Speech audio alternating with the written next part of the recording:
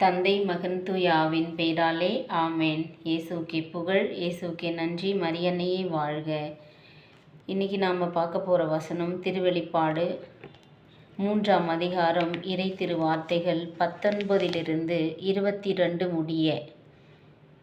தகப்பன் யாரை கண்டித்து திருத்துகிறாரோ அவர் மேலே மட்டுமே அவர் என்ன செய்வார்? திருத்துவார்.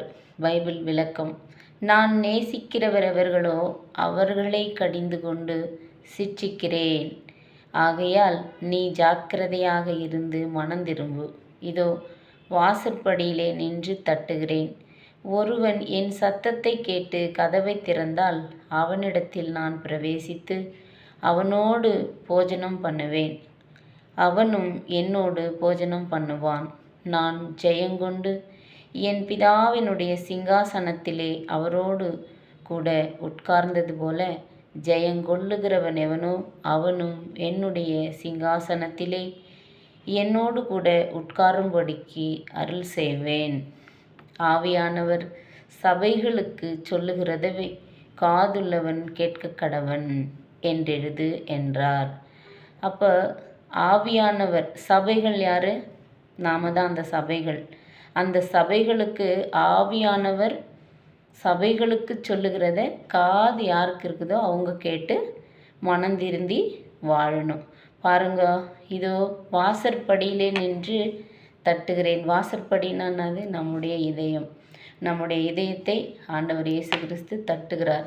அப்போ அந்த இதயத்தை அவர் தட்டும் பொழுது அந்த சத்தத்தை கேட்டு நாம் மனந்திறந்து அவரோடு கூட ஒன்றித்து அவருடைய வார்த்தைகளை நாம் படித்து அதன்படி வாழும்பொழுது மட்டுமே அவர் நம்மளோடு கூட உணவு அருந்துவார், அவரோடு நாம் போஜனம் பண்ணுவோம் என்று 20வது வசனம் நமக்கு கற்பிக்கிறது. அதே மாதிரியே அவர் எந்த பிள்ளைகளை அவர் நேசிக்கிறாரோ அந்த பிள்ளைகளை சிட்சிக்கிறார்னானது கண்டிக்கிறார், திருத்துகிறார். அப்போ தகப்பன் தண்டித்து திருத்தாத பிள்ளைகள் உண்டோ? அப்போ இந்த உலகத்தில் எப்படிப்பட்ட பிள்ளைகளாக இருந்தாலும் ஆண்டவர் அவர்கள் அனைவரையுமே திருத்தி அவருக்குள்ளே கொண்டு வந்து எந்த பிள்ளைகளை அவர் நேசிக்கிறாரோ அந்த பிள்ளைகளை அளவு கடந்த அன்பு செலுத்தி அந்த பிள்ளைகளை திருத்தி கொண்டு வந்து அவரோடு கூட போஜனம் பண்ணி அவருடைய வல்ல பிள்ளைகளாக வாழ நம்மோடு கூட இருக்கிறார் என்பதை கருத்தில் கொள்ள வேண்டும். எனவே இந்த வசனத்தை படிக்கும் பொழுது மட்டுமே நமக்கு நல்ல ஞானம் கொடுக்கப்படுகிறது. ஞானம் சும்மா போயிட்டு தெருவில் காசு கொடுத்து வாங்க முடியாது. கடவுளுடைய வார்த்தைகளை நம்ம எடுத்து படிக்கும் பொழுது மட்டுமே யாருக்கிட்ட நாம் எப்படி பேச வேண்டும் என்று ஆவியானவர் நமக்கு வெளிப்படுத்துவார்.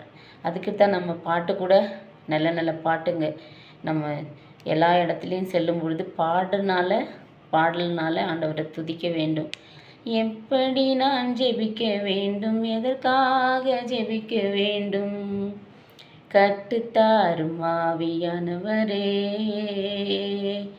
வேத வசனம் புரிந்து கொண்டு விளக்கங்களை அறிந்திட வெளிச்சம் தாரும் ஆவியானவரே, வெளிச்சம் தாரும் ஆவியானவரே, எங்களுக்குள்ளே வாசம் செய்யும் ஆவியானவரே, இந்நாளில் சித்தம் போல் நடத்தி செல்லும் ஐயா. இப்படி ஒவ்வொரு நாளும் ஆண்டவரை நம்ம நேசிக்கிற பிள்ளைகளாக இருக்க வேண்டும். அவருக்குள்ளே ஒன்றித்து நெருப்பு எப்படி எரியுதோ ஒரு அடுப்பில், அதே போல் நம்முடைய விசுவாசம் ஆண்டவரோடு மட்டுமே ஒன்றித்திருக்கும் பொழுது தேவ ஆவியானவர், தூய ஆவியானவர் நமக்குள்ளே உறவாடும் பொழுது நமக்கு அந்நிய பாஷைகளை கொடுத்து நமக்கு வழிகாட்டியாக நம் தேவன் நம்மோடு கூட இருப்பார். ஆமேன். இயேசுவுக்கே புகழ், இயேசுவுக்கே நன்றி, மரியன்னையே வாழ்க.